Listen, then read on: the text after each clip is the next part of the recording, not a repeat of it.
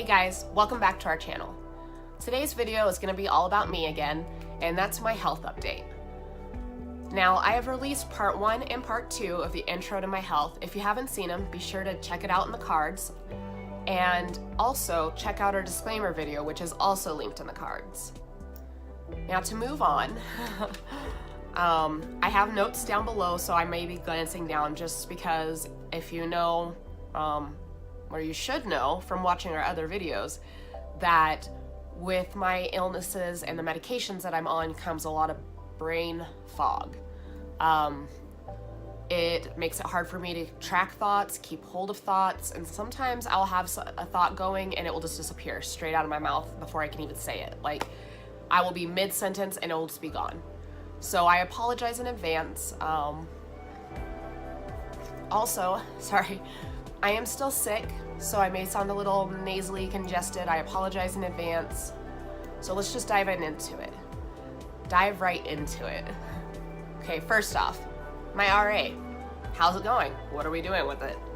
What's new? Well, I have since began taking injectable methotrexate, which is like a low-dose chemo, and at this time they have me tapering off the prednisone. The prednisone is for when I was in a flare.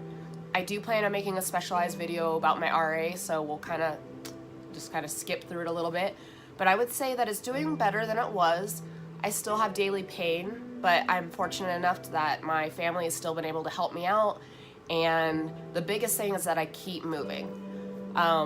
Something I've come to notice from other people in the community and other people that I know, like personally, is that when they get a diagnosis that is a chronic illness or an autoimmune disease or something of that effect, is that they give up. And I can say that I gave up. I was like, I'm falling apart, my life is over, there's nothing I can do, so I might as well just sit down and just become a vegetable. Now, I've since come to the conclusion that that's not what I want to do with my life, and that if I keep moving, that I actually feel better. So what happens is a lot of people will say, well, I'm in pain, so I can't walk, or I can't do this, or I can't do that. And instead I go, I'm in pain, but I'm going to walk. I'm going to do this. Yes, I may have a limited number of spoons, but I'm gonna use all of those spoons if I have to, if it means keeping my body moving. If you're wondering what spoons are, please be sure to check out our spoon theory video, wherever it is, again, linked up in the cards, where I explain in depth what that is.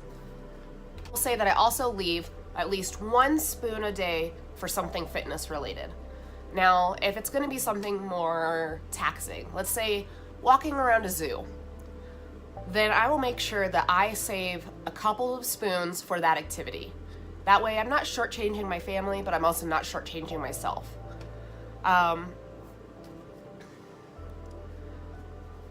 just realized that I tend to feel a little better if I do it rather than if I don't. And the more that I don't do it, the worse my body begins to feel. The more it shuts down, the tighter it gets.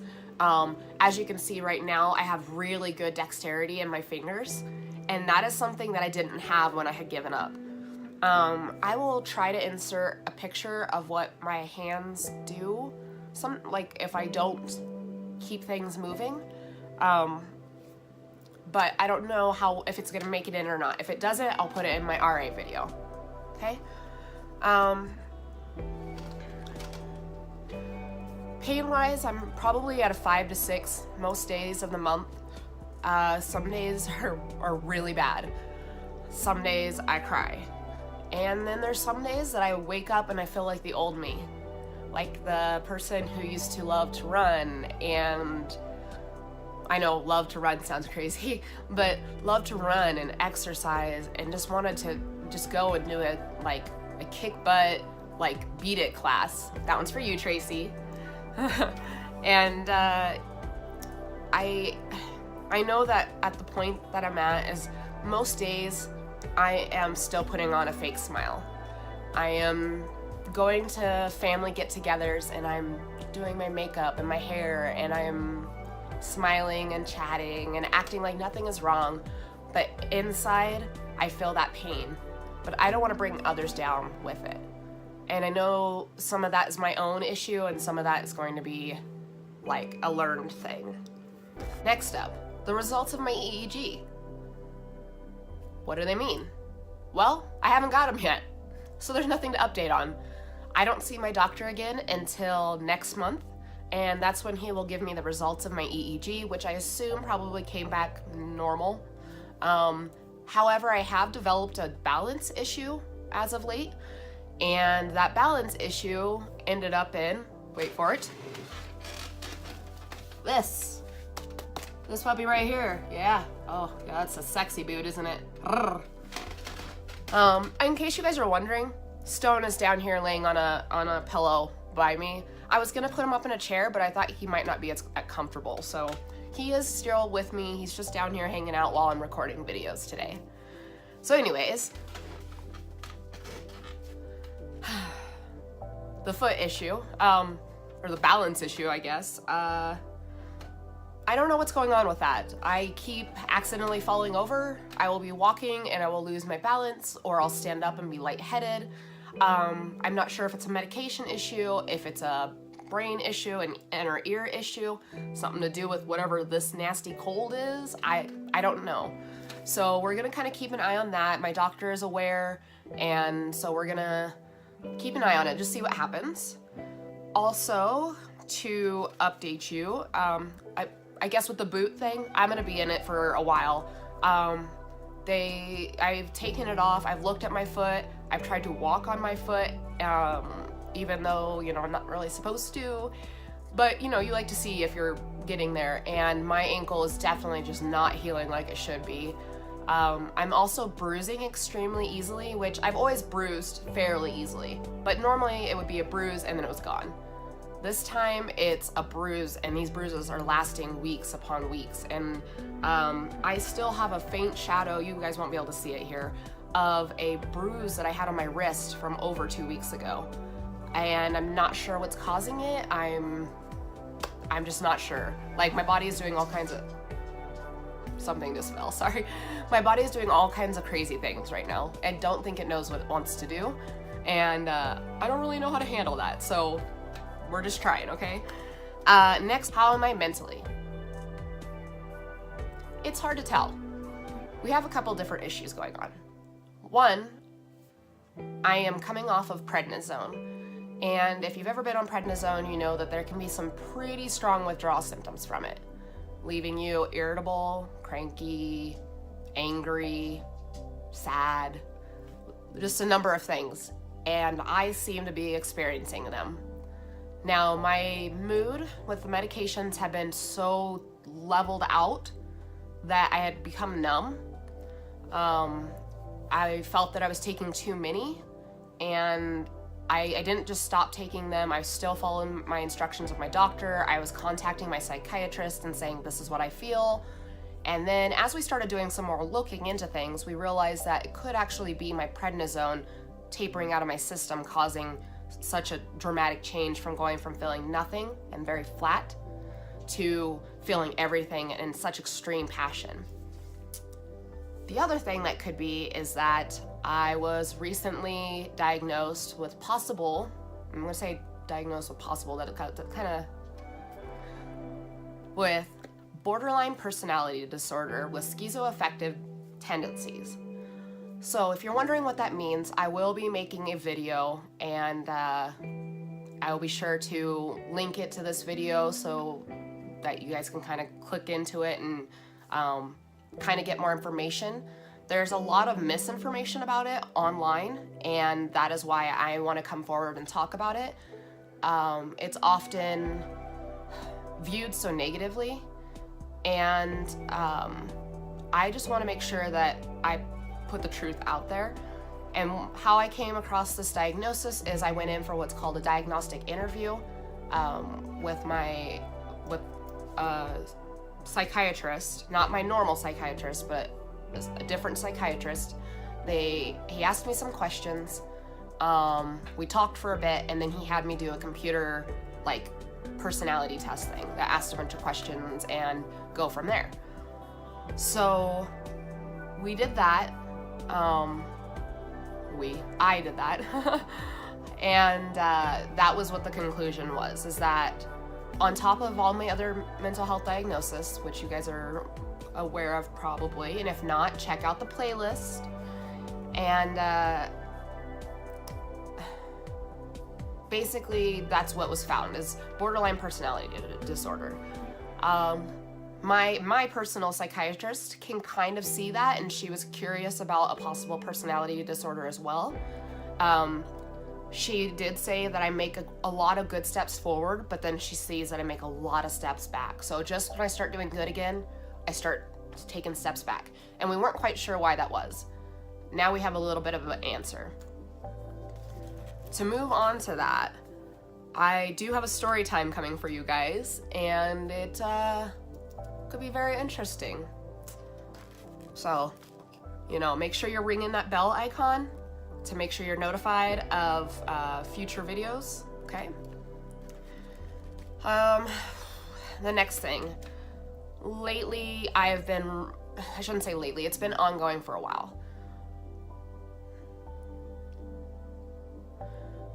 Due to the traumas that I've experienced, due to the things I've seen, the things that have been done to me, I have slowly realized that I have become very anxiety riddled, and it's to the point now that I'm not wanting to leave the house. And I know that sounds crazy because I'm putting this all online, but if you think about it, I'm doing so from the comfort of my home. It is hard on my family because I don't want to do things. I don't want to go to things. I don't want to go to events. I don't want to go to places where there's large crowds. I'm scared. I'm fearful. I honestly worry that if I'm out there, that something's going to happen to me, or something's going to happen near me, or that I'm going to do something to embarrass myself or my family, like have a panic attack, have a seizure, fall, anything that could possibly embarrass my family and myself, just not doing well with it. The other thing is that I have struggled in the last couple months with some paranoia. Pretty generalized paranoia, just kind of like not knowing who to trust and not knowing who to share my secrets with. And that's what was so hard about putting myself out there for YouTube, is that I'm now saying, no, this paranoia is not going to bother me. I am going to go out and I am going to, sorry, I got a message from my friend. I'm going to put myself out there. I'm going to put these out there knowing that there could be backlash, because in a way it does help me to speak about it, and it could be helping somebody else. And so in the back of my mind, I'm trying to remember to say, this could help somebody else, somebody just like you, somebody similar to you, somebody going through something way worse than you, and this could be what they need. With that, as usual, I do want to put out the suicide hotline number, which is 1-800-273-8255. Again, the number is 1-800-273-8255. I will also have it linked down in each description box. I just think it's very important that we spread the word that there is a helpline out there in case if somebody is considering harming themselves, and or others, that there is help out there. And while we may not all be able to afford to go see counselors, therapists, psychiatrists, whatever, that there is a free service available for you. So I'm putting that out there. How about some positives? Since we've talked about all these big things. Some positives about this health update are that with my lovely sprained ankle is that I have been using the electronic scooters at the stores. And that's per my doctor. He does not want me walking on my foot a lot. And so I've been using the scooters, which means I've been getting in training sessions with Stone. This is really good because with my RA, there's a possibility that I may end up in a wheelchair. That is just inevitable, at some point this could happen. It could be in a year, it could be in 6, it could be in 50, you never know. Yeah, I can be 50. Had to do the math in my head if that would make me old enough to have one anyways. But anyways, so the other thing that I didn't mention, and you guys might have had questions about, is the mask in my intro part 1. That is actually a mask recommended for when I go into large crowds. That way I don't catch illnesses. But somebody was so anxious about going out to the store and going out in public while wearing that she took the chance, and guess what? She's paying for it. 2 weeks, guys. This stuff, 2 weeks, okay? I will be wearing my Cambridge mask from this point forward, like, whenever I go out into, like, the flu season stuff. Like, I'm about to turn into Graveyard Girl, Bunny up in here. Like, somebody sneezes. Actually, I already have. You can ask David. Somebody sneezes, I'm like, get me out of here. And I'm gone, okay? Like, this is no joke. Now for some more mental health stuff. I've recently been having really bad night terrors. I've had them for a long time. They come and go based kind of on what triggers I'm, experiencing, how my medication levels are. What else? They just come and go. It's part of my PTSD. A lot of times my nightmares are triggered around the individuals involved. Usually after I've had a night terror, the next day I'm very hypervigilant, and I will usually have the signs of the paranoia, thinking that I'm going to run into that person, or that they're going to be outside my window, or that they're mocking me, or somehow find that they're better off, that they've won for doing what they did. And so with the night terrors, I often try to figure out, like, what is it that triggered that? Like, what made it so much worse this time?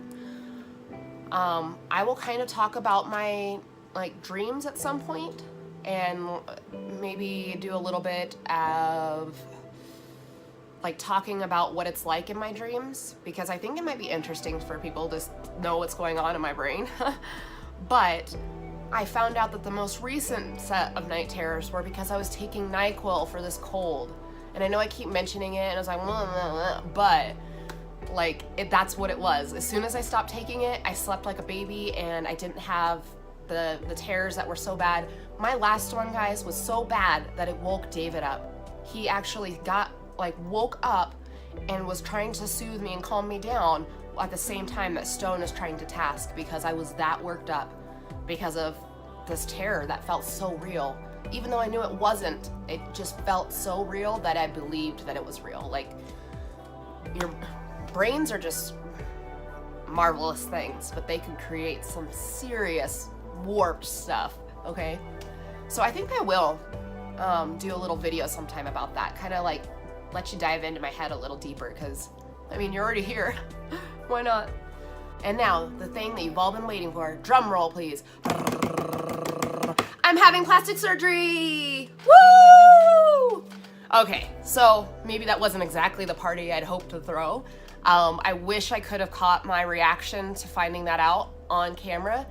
I will put it in a video as to how I found out, but I am so excited to announce that I will be having surgery in, oh gosh, I should have had this ready. Well, I don't know when this video will go up, but November 19th, I will be having plastic surgery called a paniculectomy. And that is where they will remove the skin from my lower abdomen and basically make it so that I am not getting the rashes and tears and all of those different things that were happening while I was exercising. So my insurance, mind you, my insurance prices are crazy outrageous. Our deductible was crazy outrageous, but this year we met it, and thank goodness we did, because we found out that I have significant medical concerns, significant mental health concerns, and then on top of it, I was having such bad skin concerns. We were causing infections and things that we met our deductible, and my insurance is going to fully pay for my paniculectomy. Now, plastic surgery was not something I had planned this year. It honestly was something that I figured I'd probably never get a chance to have. But I am so excited to say that I will be having surgery November 19th. Now, what does that mean for our YouTube? Well, as you can see, I'm recording videos now. Today is Friday, November 9th. So less than 2 weeks away. I'm just so excited. It's like hard not just to talk about it right now. I'm going to be pre-recording several videos, and then I will set them up on a timer to be released. And then depending on how I feel will depend on how much interaction I will have with you guys. I'm hoping that we can really start doing maybe like a live, do a live every once in a while, but a chat like the first 30 minutes after our videos get released. That way, if you guys have additional questions or you want to see certain content, that I can put it out there. But until I know how I'm going to feel after surgery, I can't promise that I will be that with it. I will still have videos going out for you guys, and David is going to be helping out with those kinds of things too. So that's the big news. I want to thank you guys so much for watching. If you have any questions, comments, concerns, leave them down below. Please be sure to like our videos. Thumbs up helps us tremendously. Be sure you're subscribed. If you're just watching these just normal, please be sure you subscribe and ring that little bell icon, because that is how you get notified of our videos, as well as helping us out. The more viewers we have, the more likes we have, the better circulated our videos are. So you really are helping us out. Also, if you see the link on my Facebook page, feel free to share it among your friends. If you're one of my friends on there, share it away. That way more people can get drawn in and learn a little bit more. We're here to end the stigma, and that's what we're gonna do. So again, thank you guys so much for watching, and I'll see y'all later. Bye!